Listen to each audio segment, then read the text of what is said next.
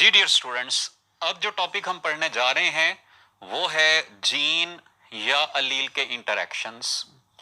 और इसी के साथ एक इंटरेक्शन हम पढ़ेंगे डिटेल से, that is of gene linkage. So generally gene या अलील के इंटरेक्शंस को हम दो मेन कैटेगरीज में डिवाइड करते हैं, और उनमें से एक को हम कहते हैं फिजियोलॉजिकल इंटरेक्शंस, जबकि दूसरे टाइप को हम कहते हैं फिजिकल इंटरेक्शंस। फिजियोलॉजिकल इंटरेक्शंस का मतलब है कि जी डियर स्टूडेंट्स, अब जो टॉपिक हम पढ़ने जा रहे हैं वो है जीन या अलील के इंटरेक्शंस, और इसी के साथ एक इंटरेक्शन हम पढ़ेंगे डिटेल से, that is of gene linkage. So generally gene या अलील के इंटरेक्शंस को हम दो मेन कैटेगरीज में डिवाइड करते हैं, और उनमें से एक को हम कहते हैं फिजियोलॉजिकल इंटरेक्शंस, जबकि दूसरी टाइप को हम कहते हैं फिजिकल इंटरेक्शंस। फिजियोलॉजिकल इंटरेक्शंस का मतलब है कि जीन्स या अलील्स आपस में फंक्शनली इंटरेक्ट करेंगी। एक जीन या अलील दूसरी जीन या अलील के फंक्शन को इफेक्ट कर रही होगी, जबकि फिजिकल इंटरेक्शन का मतलब है कि वो जीन्स आपस में इंटरेक्ट करेंगे थ्रू एनी फिजिकल कम्युनिकेशन। वो फिजिकल कम्युनिकेशन केमिकल बॉन्ड भी हो सकता है। लाइक अगर एक ही डीएनए के ऊपर डिफरेंट जीन्स मौजूद हैं तो ultimately they will be connected through the phosphodiester linkage, और इस इंटरेक्शन को हम फिजिकल इंटरेक्शन का नाम देंगे। फिजियोलॉजिकल इंटरेक्शन के अंदर डिफरेंट एग्जांपल्स आप बुक के अंदर पढ़ेंगे, उनको हम ब्रीफली यहां पर डिस्कस करेंगे वन बाय वन, और उनमें से कुछ की फर्दर डिटेल्स को भी हम देखेंगे। फिजियोलॉजिकल इंटरेक्शंस के अंदर जो पहला इंटरेक्शन हमारे पास मौजूद है दैट इज डोमिनेंस रिलेशन। सो ये आपने पहला फीचर याद रखना है कि डोमिनेंस रिलेशन क्या है। It is the physiological interaction between the alleles, जबकि बाकी जो दो इंटरेक्शंस हम पढ़ेंगे वो जीन्स के दरमियान होंगे। और अलील्स की डेफिनेशन आप पहले पढ़ चुके हैं कि these occupy the same loci on respective homolog and they control same trait and they belong to same gene pair. तो dominance is the physiological interaction between the alleles. दूसरा फिजियोलॉजिकल इंटरेक्शन जो हम पढ़ते हैं वो है एपिस्टेसिस। अब epistasis क्या है? It is the interaction between genes occupying different loci, यानी यहां पर ये इंटरेक्शन अलील्स के दरमियान नहीं है, ये डिफरेंट जीन्स के दरमियान है that occupy different loci either on the same chromosome और on the different chromosome.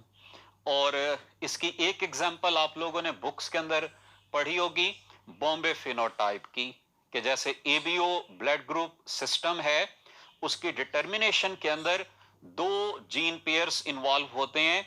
One is located on the chromosome number 9 and other is located on the chromosome number 19। एक ने ए और बी एंटीजेंस को produce करना होता है, और दूसरे ने, जिसको हम एच जीन कहते हैं, उसने ए और बी एंटीजन को आरबीसीज की सरफेस पर अटैच करवाना होता है। तो इन दोनों जीन पेयर्स का जो डिफरेंट लोकाई ऑक्युपाई कर रही हैं, इनके दरमियान जो इंटरेक्शन होगा या जो फंक्शनल रिलेशन होगा उसको हम एपिस्टेसिस का नाम देंगे। सो यहां पर ये दोनों जीन्स डिफरेंटली वर्क करेंगी, जैसा कि मैंने आपको बताया है कि एक ने ए और बी एंटीजन को प्रोड्यूस करवाना है जबकि दूसरे ने ए और बी एंटीजन को अटैच करवाना है। तीसरा फिजियोलॉजिकल इंटरेक्शन जो हमारे पास मौजूद है दैट इज पॉलीजेनिक इनहेरिटेंस। ये भी फिजियोलॉजिकल इंटरेक्शन होगा, और किन के दरमियान होगा? Between the genes occupying different loci, उसी तरह जैसा आपने एपिस्टेसिस में पढ़ा है।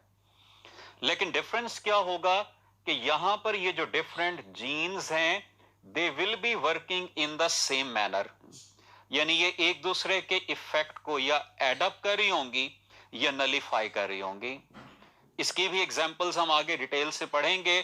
हमारे अंदर, ह्यूमन के अंदर हाइट, स्किन कलर, आई कलर, इंटेलिजेंस, ये डिफरेंट एग्जांपल्स हैं इस पॉलीजेनिक इनहेरिटेंस की। अब हम चलते हैं फिजिकल इंटरैक्शंस की तरफ। और फिजिकल इंटरैक्शन में जो एक कॉमन एग्जांपल आपने याद रखनी है, दैट इज जीन लिंकेज। और इसी जीन लिंकेज के अंदर फर्दर हम एक टाइप बनाते हैं सेक्स लिंकेज की, जिसको हम सेक्स क्रोमोसोम्स के साथ रिलेट करते हैं।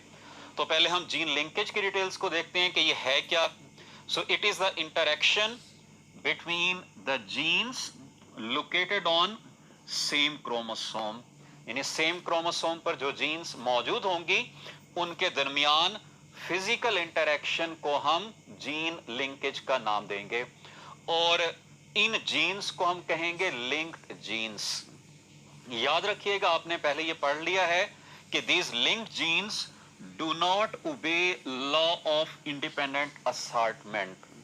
और इसीलिए इन लिंक जीन्स को सेपरेट करने के लिए नेचर में जो प्रोसेस मौजूद है वो है क्रॉसिंग ओवर। आपसे अगर क्वेश्चन पूछा जाता है कि link genes can be separated through, तो उसका करेक्ट आंसर होगा क्रॉसिंग ओवर। मैंने बताया कि इन जीन्स को हम लिंक जीन्स कहेंगे और एक क्रोमोसोम के ऊपर वो तमाम जीन्स जो लिंक्ड हैं वो मिलकर बनाएंगे लिंकेज ग्रुप।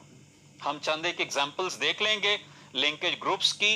ह्यूमंस के अंदर 23 लिंकेज ग्रुप्स प्रेजेंट हैं।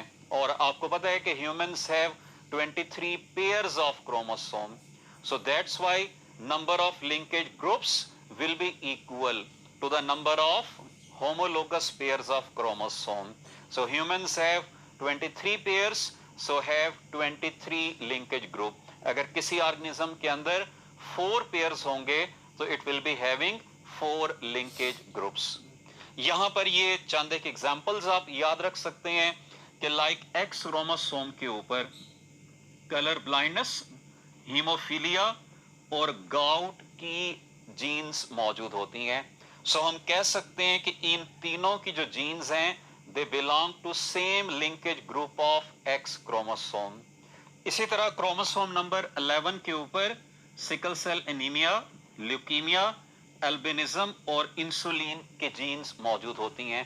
So we can say that these genes belong to the same linkage group that is located on the 11th chromosome.